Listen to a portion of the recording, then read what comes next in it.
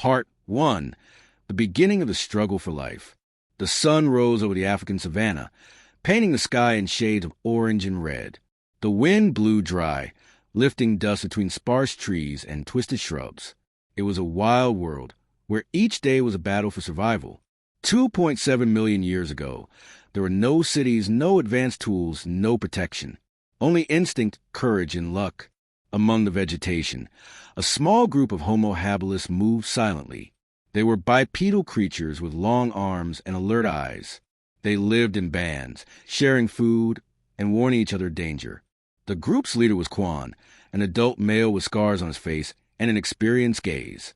Beside him walked Nari, a young and curious female, and 3 other members, including a baby still learning to walk steadily.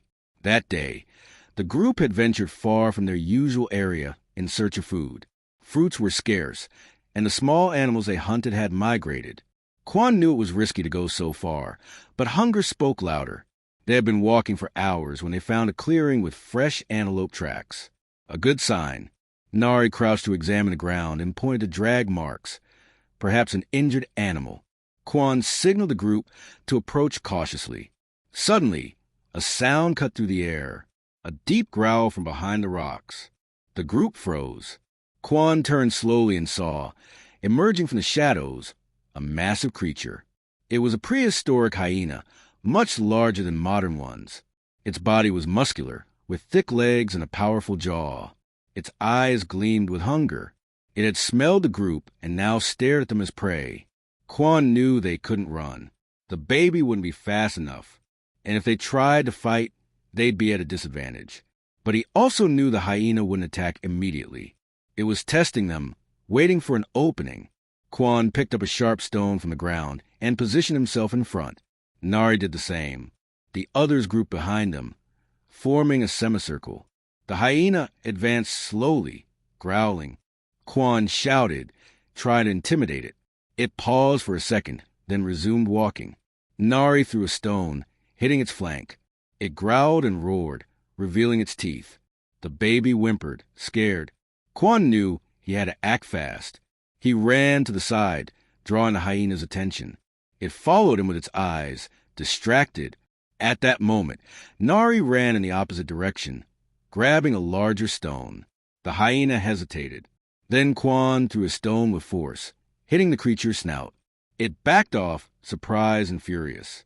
Nari took advantage and threw the second stone, striking its front leg. The hyena roared in pain and staggered back. For a few seconds, everything was silent. The group didn't move.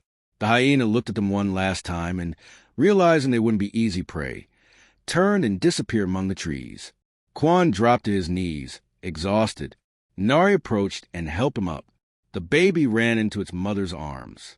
They had won, not with strength, but with strategy and courage. That's how Homo habilis survived, facing giants with intelligence. The group moved on, more united than ever. They knew the world outside was cruel, but they also knew that together, they could face anything. Part 2. The Shelter and the Discovery.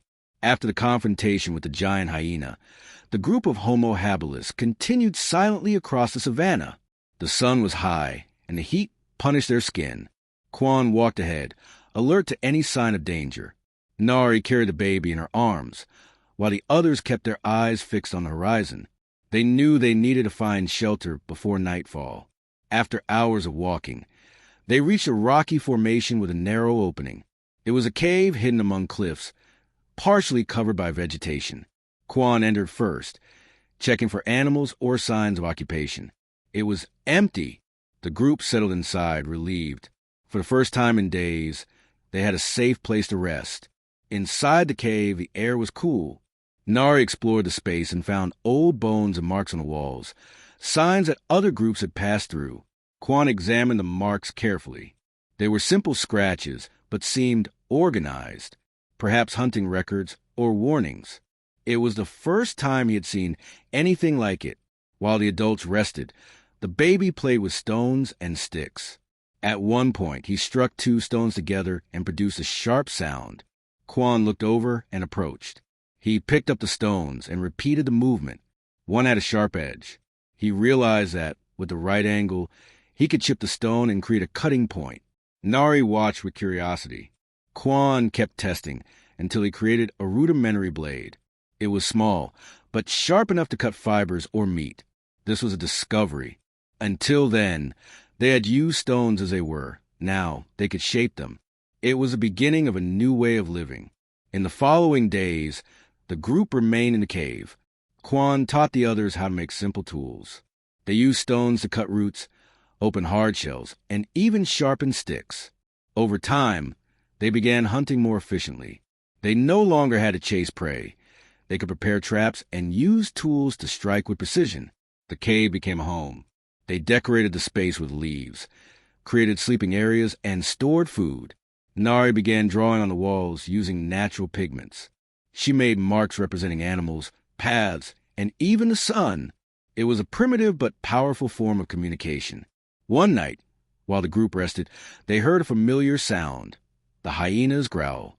But this time, they weren't in open terrain. They were prepared. Quan grabbed his stone blade. Nari positioned sharp sticks at the entrance. The others hid behind rocks. The hyena appeared, sniffing. It tried to enter, but was wounded by the sticks. It roared, irritated. Quan threw a stone, hitting its snout. Nari shouted, distracting the creature. It tried to advance, but slipped on loose rocks. Quan seized a moment and attacked with a blade, cutting its front leg. The hyena retreated, wounded and frustrated. It tried once more, but was hit by another stone. Finally, it gave up and fled. The group celebrated in silence.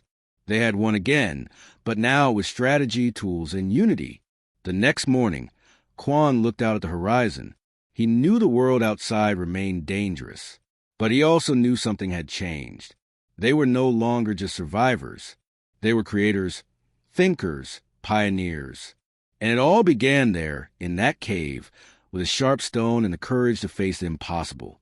Part 3, The New Era. Time passed. The group of Homo Habilis that once wandered the savannah now lived with greater safety and organization.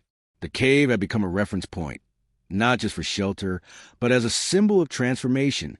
The stone tools Quan had created began to spread among the members. Each one developed their own variations, sharpening, shaping, testing. Collective intelligence was growing. Nari, who once only observed, now led the creation of traps. She used sticks, stones, and cords made from plant fibers to catch small animals. The baby, now walking steadily, imitated the adults and tried drawing on the walls. The marks were simple, but showed that visual communication was becoming part of the group's culture. One cloudy morning, another group of Homo habilis appeared nearby. 5 individuals, thin and tired. They had lost members to predators and were searching for shelter. Quan watched them cautiously, but chose to welcome them.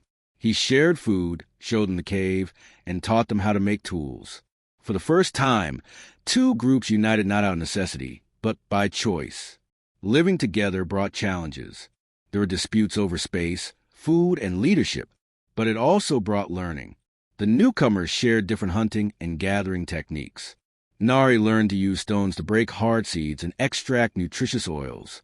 Quan discovered that some plants could heal wounds. Knowledge multiplied. One night, while everyone slept, a distant roar echoed across the savannah. It was familiar. The giant hyena had returned. But this time, it wasn't alone. 2 others accompanied it. A trio of predators circled the area, sniffing, watching. Quan woke up and gathered the leaders of both groups. They had to act fast. They organized a defense. Using sharp stones, improvised spears, and traps, they positioned the strongest at the cave entrance and hid the young deep inside.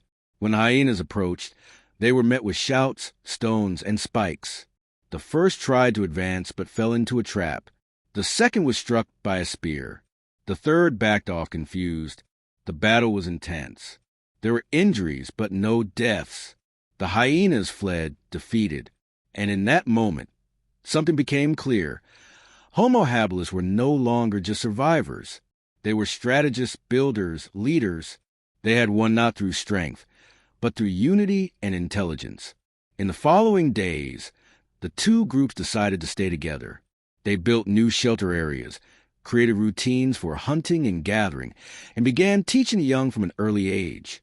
The cave became a center of learning. Its walls were filled with drawings, marks, and symbols. It was a beginning of culture. Quan, now older, watched everything with pride. He knew he wouldn't see the distant future, but he also knew he had started something greater. Nari, by his side, led with wisdom. The child, now grown, taught the younger ones how to use tools and draw. Life 2.7 million years ago was harsh, unforgiving. But in that corner of the savannah, a group of Homo habilis had proven that even in the face of the greatest dangers, intelligence, courage, and unity could change the destiny of humanity. And so, among stones, marks, and roars, a new era began.